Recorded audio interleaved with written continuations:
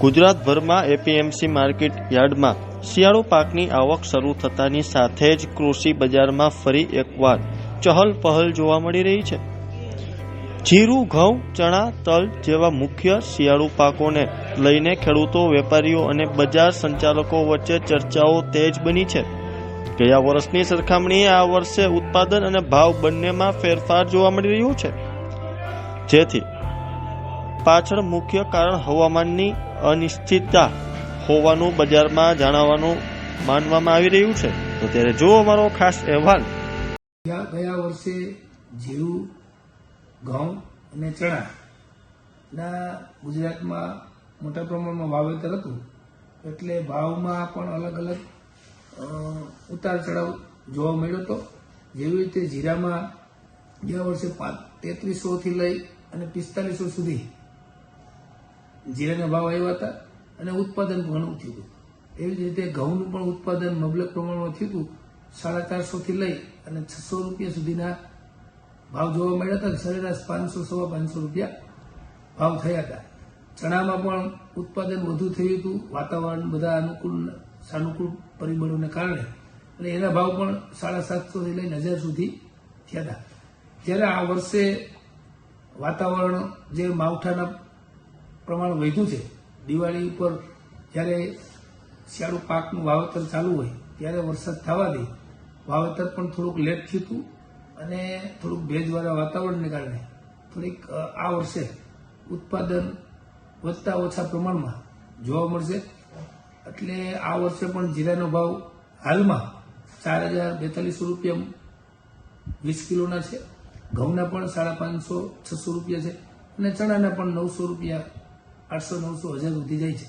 એટલે આ વર્ષે આ માવઠાના કારણે અને વાતાવરણ અનુકૂળ ન હોય તેથી કરી ઉત્પાદનમાં થોડોક અત્યારના સંજોગો મુજબ ઘટાડો થાય એવું લાગે છે।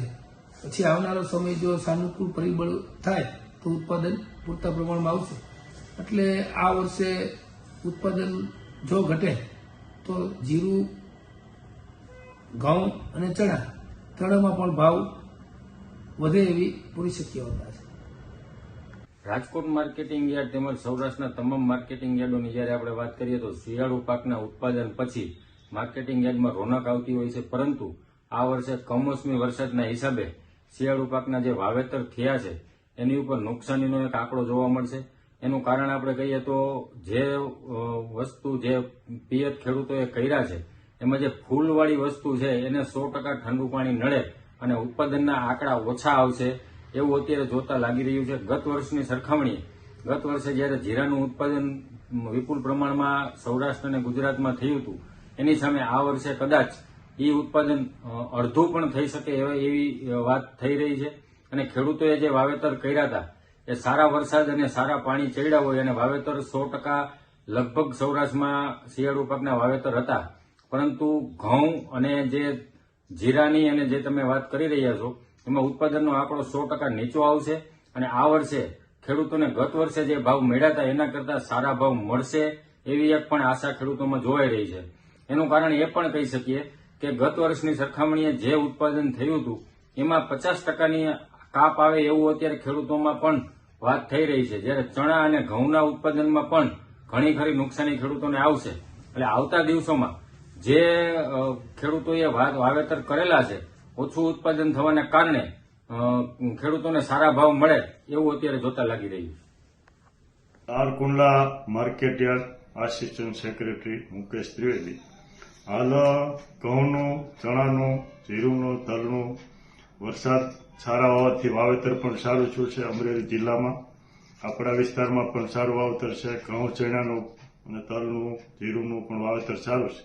હાલ આજના દિવસે ઘઉં, લોકવન, ટુકડાના ભાવ 500 થી લઈને 570 સુધીના છે। અંદાજે અત્યારે તો આવક થોડી હોય, 500 મણ ઘઉં આવે છે। જીરું પણ 3800 થી ચાલુ કરીને 4200 સુધીનો ભાવ છે, એ પણ 100 મણ જેટલું આવે છે।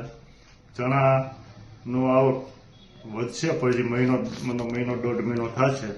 ચણાની આવક અત્યારે ઓછી છે, હજી તો શરૂઆત છે, પણ એના ભાવ પણ 900 થી 1042 સુધી છે। ઘઉંના ભાવ સિઝન પછી એટલે કે જ્યારે નવા આવવાની ચાલુ થશે ત્યારે અત્યારના જે ભાવ છે એની કરતાં 50-100 રૂપિયાનો ફાયદો થાય છે, વધશે એવી આશા છે. એ રીતે જીરુમાં અને ચણામાં પણ 50-25 રૂપિયાનો ફાયદો થાય અને ભાવ સારા રહેશે. તરુણભાઈ પટેલ, માર્કેટિંગ યાર્ડ સદગુરુ ટ્રેડિંગ નામની મારી પેઢી છે. અત્યારે ચણાના ભાવ બધા ચાલે છે 1050 આજુબાજુના, 1000 થી 1050 આજુબાજુના, અને જીરુના ભાવ છે બધા 3600 થી લગાડીને અત્યારે 3839 રૂપિયા, અને તલ છે એ સફેદ બધા 1800 થી લગાડીને 2200 છે. બધી ક્વોલિટી વાઇઝના ભાવ છે. બધા તલ કાળા છે એ બધા 2500 થી લગાડી અને 3500-3600 ના ભાવ છે. સારી ક્વોલિટી હોય તો 4100-4200 ના ભાવ છે. ઘઉંના ભાવ છે બધા 500 થી લગાડી અને 550-60 રૂપિયાના ભાવ છે.